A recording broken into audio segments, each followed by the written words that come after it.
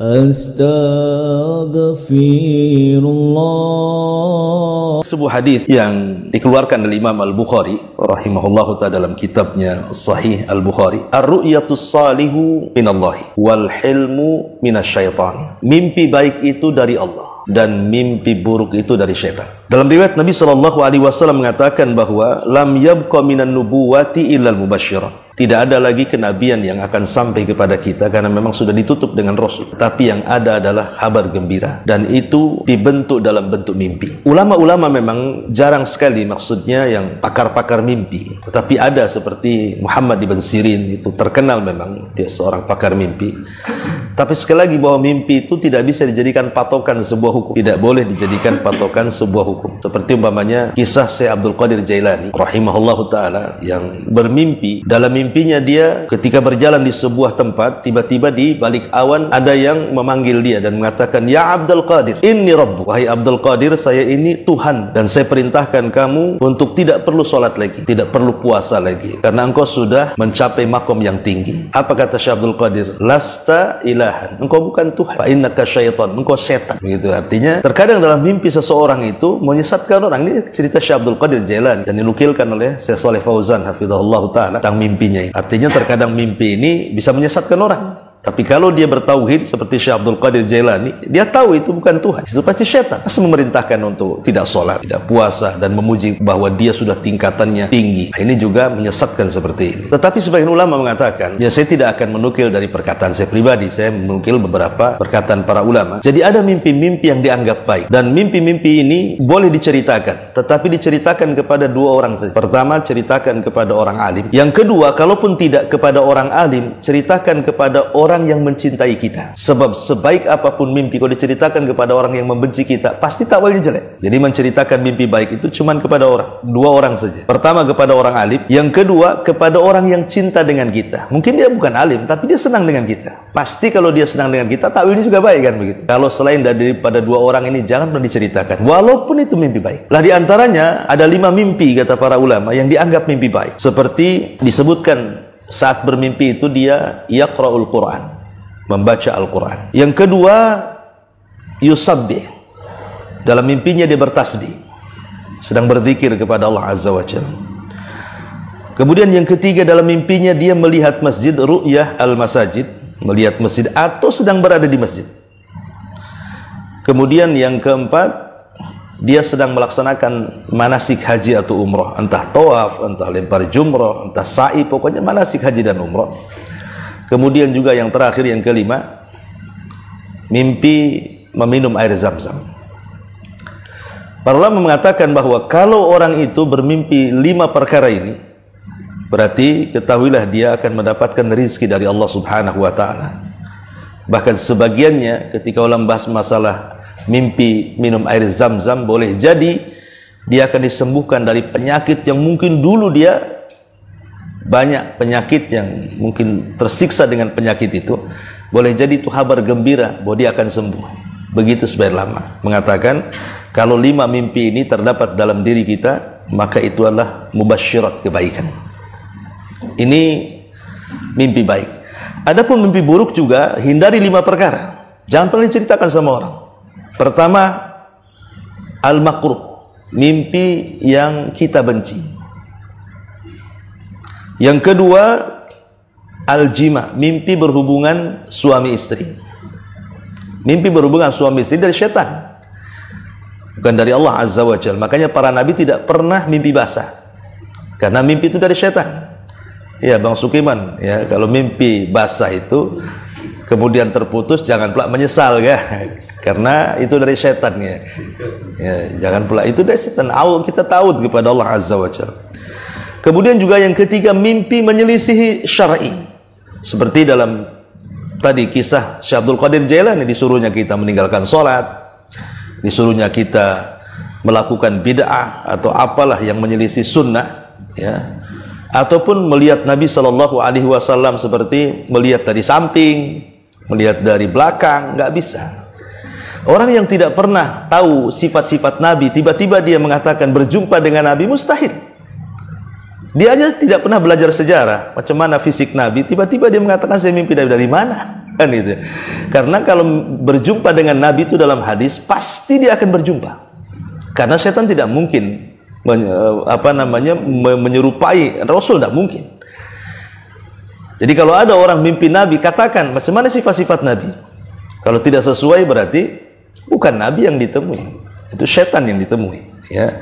Termasuk juga mimpi dari simbol-simbol setan. Simbol setan itu seperti anjing hitam, nah itu kan simbol setan. Kucing hitam, atau hal-hal yang menakutkan, ya, termasuk juga jatuh dari ketinggian dan begitu seterusnya. Lah ini mimpi-mimpi seperti ini ada 6 adab yang disebutkan para ulama. Pertama, kalau mimpi jelek itu kata ulama, dia ta'awud kepada Allah Azza wa Jalla. A'udzubillahi minasyaitonirrajim. Setelah ta'awud kemudian meludah ke arah kiri 3 kali tanpa mengeluarkan ludah, hanya angin saja. Itu disebut nafsu dalam bahasa Arab, ya. Kemudian yang ketiga, kata para ulama, ganti posisi tidur, ya. Kemudian yang keempat, kata para ulama, kalau juga masih mimpi berwudu, kemudian sholat. Yang kelima, ya, dan yang keenam, jangan ceritakan kepada siapapun. Kalau sudah 6 perkara kita lakukan, maka mimpi buruk itu tidak mungkin terjadi. Mimpi buruk itu tidak mungkin terjadi. Karena ada orang itu terpikir dengan mimpi, akhirnya sampai stres. Ya, gara-gara mimpi jadi stres dia. Padahal mimpi ini bisa masuk dalam bab tatayur. Tatayur itu menganggap sial ataupun untung karena melihat sesuatu, mendengar sesuatu, atau memimpikan sesuatu. Ada orang kepikiran gara-gara mimpi itu kayak stres saja. Padahal sebenarnya mimpi itu ada 3 macam. 1, mimpi dari Allah itu mimpi baik, sudah saya ceritakan tadi. Yang kedua, mimpi buruk dari setan. Dan yang ketiga, mimpi karena kepikiran yang disebut dengan yuhaddis nafsah namanya. Mungkin karena banyak hutang, ya kan, takut ditagih, akhirnya sampai ke bawah mimpi itu. Stresnya itu sampai ke bawah mimpi, itu terjadi. Atau mungkin orang kemalangan, kemudian patah kakinya, kepikiran-kepikiran, mimpi sembuh. Pas bangun masih patah juga kakinya. Kadang-kadang ke bawah mimpi seperti itu, namanya mimpi yuhadits nafsa. Memang jiwanya yang membawa mimpi, kenyataan ke dalam mimpi, itu tidak mungkin kenyataan. Jadi 2 yang tidak mungkin terjadi, 1 yang mungkin terjadi. 1 yang mungkin terjadi kalau mimpi itu datang dari Allah, mungkin terjadi. Walaupun tidak bisa dipastikan karena mimpi tidak bisa dijadikan sandaran, ya, tapi memungkinkan terjadi. Tapi kalau mimpi dari setan atau mimpi karena kebawa pikiran, ini mustahil terjadi. Sehingga nggak perlu dipikirkan lagi. Makanya syariat Islam itu kemudian juga membuat adab seperti tadi.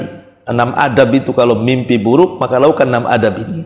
Maka insya Allah dengan 6 adab ini, kata para ulama, tidak mungkin dan mustahil terjadi mimpi dari setan atau mimpi karena sebuah kepikiran itu. Tetapi kalau mimpi dari Allah, mungkin. Karena di zaman Muhammad ibn Sirin rahimahullah ta'ala, ada orang bermimpi, mimpinya sama, tapi takwilnya beda. Sama-sama mimpi azan, ya. Kata Imam ibn Sirin, adapun yang pertama, engkau akan berangkat haji, engkau akan berangkat umroh, katanya. Adapun yang kedua, engkau akan dipotong tangannya karena engkau pencuri, katanya. Kemudian Muhammad ibn Sirin membawakan 2 ayat dalam Quran. Pertama, Allah mengatakan wa'adzin finnas bil hajj. Ya, wa'adzin, adzin itu artinya mengumumkan, ya, kepada manusia untuk haji. Berarti azanmu ini mengantarkan kamu ke Mekah. Yang satu, kenapa kamu akan dipotong tangannya? Karena engkau akan mencuri dan akan dipotong. Kemudian membawakan surah Yusuf. Ya, fa'adzanal mu'adzinu ayyatuhal ir innakum sarikun. Ya. Maka ada orang yang memandangkan kepada orang-orang, wahai para kafilah, di antara kalian ada yang mencuri. Sama-sama kalimat azan di sini kan. Kata Muhammad ibn Sirin, dikatakan kepada Muhasirin, loh kok bisa? Mimpinya sama, takwilnya pula beda. Dia mengatakan, karena saya lihat yang azan yang pertama itu mukanya muka orang soleh. Adapun yang kedua ini mukanya muka orang jahat nih, katanya. Makanya beda takwil, kata Muhammad ibn Sirin. Tetapi kan sekali lagi bahwa ini juga tidak bisa dijadikan sandaran, ya. Tapi yang jelas bahwa kita ini selaku muslim tentu cukup melakukan adab-adab saja. Adab-adab dalam bermimpi. Soal kenyataan atau tidak itu urusan Allah. Tapi adab-adab itu harus dilakukan, seperti umpamanya adab sebelum tidur. Kita ini berwudu sebelum tidur. Bahkan itu faedahnya luar biasa. Kata Nabi SAW, orang yang berwudu sebelum tidur, jadi kalau kita tertidur itu, maka malaikat akan datang di samping kiri kanan kita.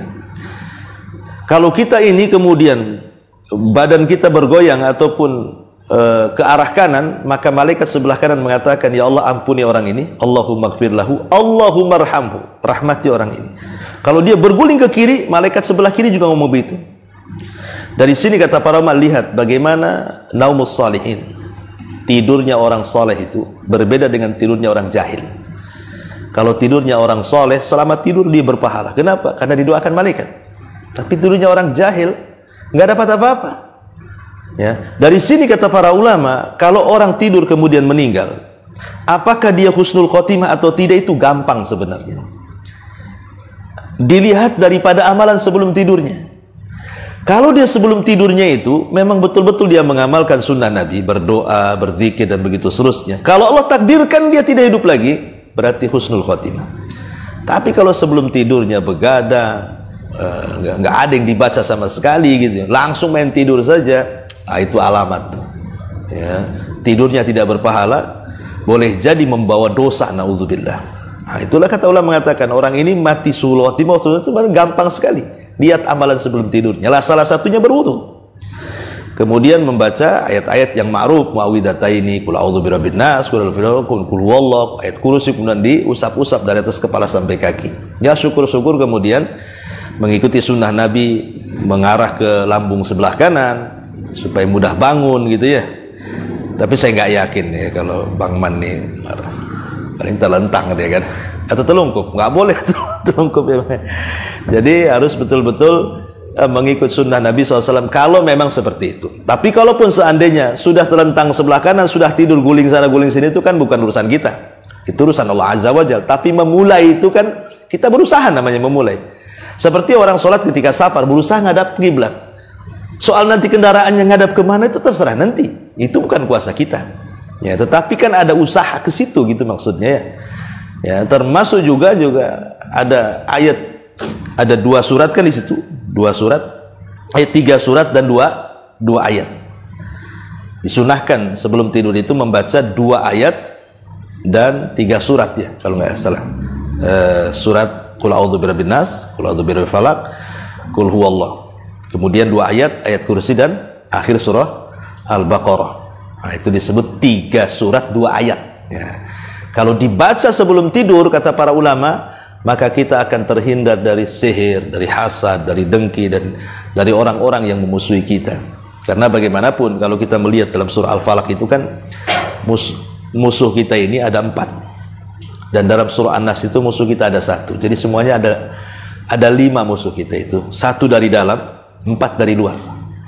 Qul a'udzu birabbil falaq min syarri ma khalaq wa min syarri ghasikin idza waqab wa min syarri naffatsati fil 'uqad wa min syarri hasidin idza hasad. Ini 4 musuhnya, semua dari luar ya. Pertama dari keburukan yang Allah ciptakan dari luar, entah binatang berbisa, entah apa, lagi tidur kita tidak tahu ya. Kemudian dari ghasik, malam hari apabila menutup, karena kekuatan setan itu menguat di malam hari. Makanya Musa ketika berduel dengan tukang sihir Firaun tidak mau berduel di malam hari, dia minta di waktu duha, karena tahu bahwa kelemahan tukang sihir itu ada di waktu duha. Kalau di malam hari menguat dia, makanya Musa tidak mau ya, dia berduel waktu duha ya. Makanya malam itu menguat kejahatan, kita berlindung dari malam hari. Kemudian dari sihir ya, kemudian dari hasad. Ini semua dari luar nih, faktor dari luar ya. Tapi kalau qul a'udzu birabbin nas, itu faktornya dari dalam, namanya waswas, itu dari hawa nafsu. Dan yang paling parah ya waswas ya, hawa nafsu paling parah. Sebab kalau faktor luar ini bisa kita berlindung kepada Allah, tapi kalau faktor dalam ini macam mana caranya menghilangkan hawa nafsu? Paling rendah ya menekan saja kan gitu ya, supaya jangan sampai hawa nafsu kita turuti. Tapi kalau perkara-perkara luar, insya Allah kita bisa menghindari, karena semua datangnya dari setan kalau perkara luar itu kan. Tapi kalau hawa nafsu kan dari diri kita sendiri ya. Belum tentu orang digoda setan itu tidak sesat, tetap sesat kan hawa nafsunya. Seperti kalau ada orang bertanya, Ustaz kalau Ramadan setan diikat kok masih ada orang berpuasa? Ya walaupun setan tak ganggu pun dia tetap tidak akan puasa kalau dia masih menuruti hawa nafsunya. Ya, karena musuh itu kan ada dua. Ada musuh yang menjadikan penyakit syubhat, ada musuh yang menjadikan penyakit syahwat. Lah syubhat ini dari setan, tapi syahwat itu dari hawa nafsu. Apa bedanya syubhat dengan syahwat?